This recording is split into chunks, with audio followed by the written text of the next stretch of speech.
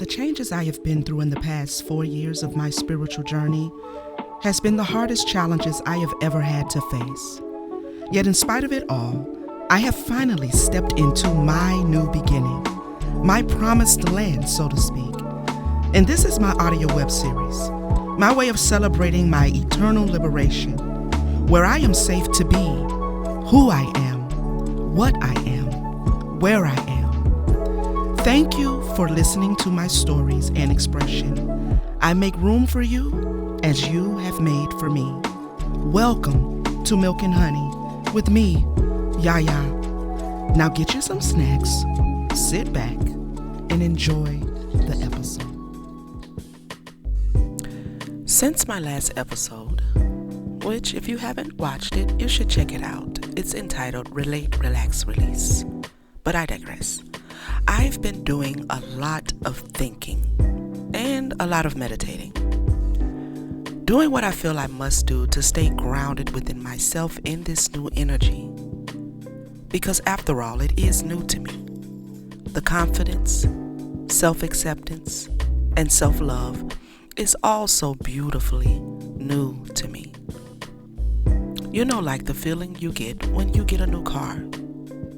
Yes, you're excited about the newness of the car, but you also recognize that you need to learn all of the buttons and the bells and whistles as soon as possible. Like the machine it is, you have to learn how to control it.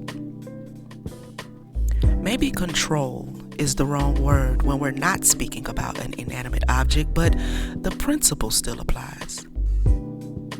I'm being led to recognize this due to my spirit team constantly, consistently reminding me to first celebrate the new, your new. Secondly, make sure you observe your energy and ground when needed. I'm sure you know, as I do, that new beginnings can feel like a whirlwind of thoughts, emotions, and changes in the body. Grounding during new beginnings and timeline shifts is necessary.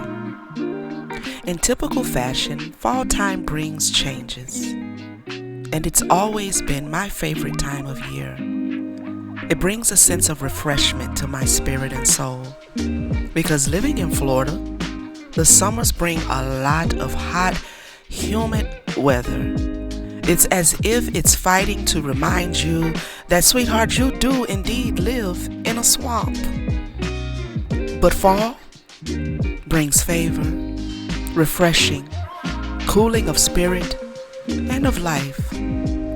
During my meditation times lately, I've been picking up a sense of vastness, openness, as if the gates of the prison of the past has swung open and I am free to go. Maybe this is what clearing your karma feels like. I like it. And honestly, I don't think I've ever been more proud of myself for accomplishing such a tough task. I mean, we're talking about lifetimes of karma. And sometimes I do wonder, for how long has my soul and spirit been fighting the good fight?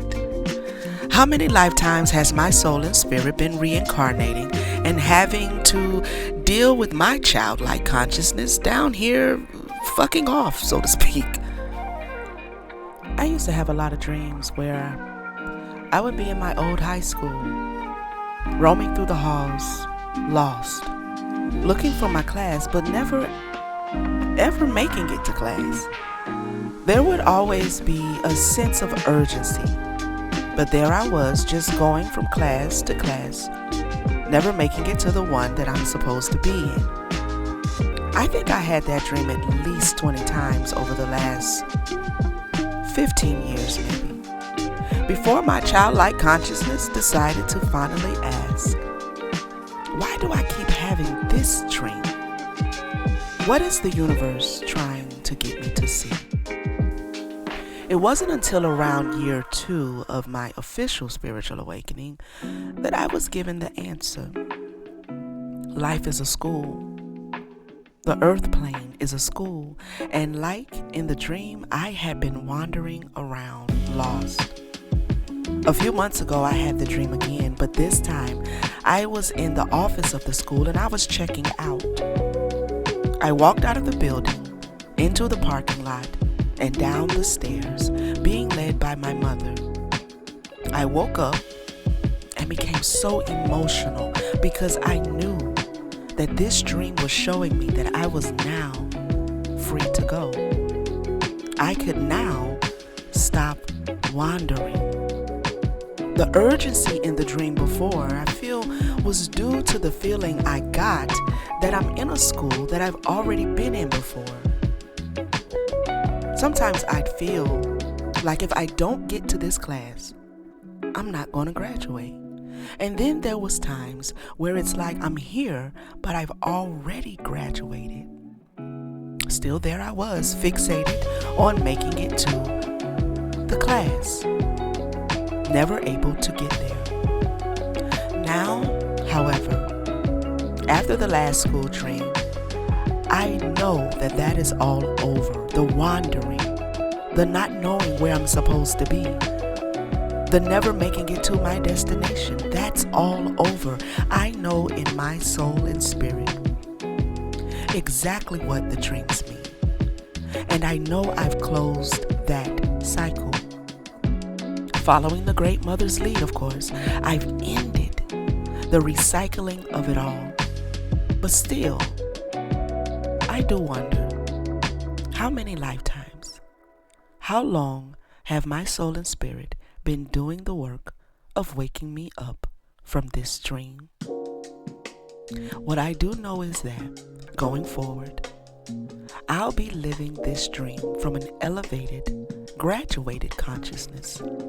And that excites me, because now it's no longer living with the unexpected, but living in the expected.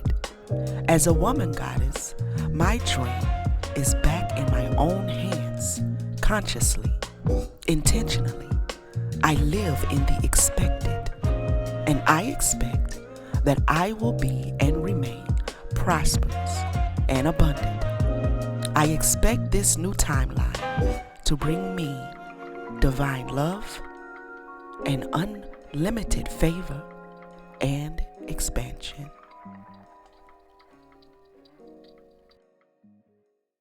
Thank you again for watching.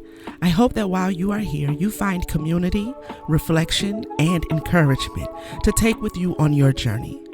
Visit my playlist for more of this web series. And don't forget to like, comment, and subscribe.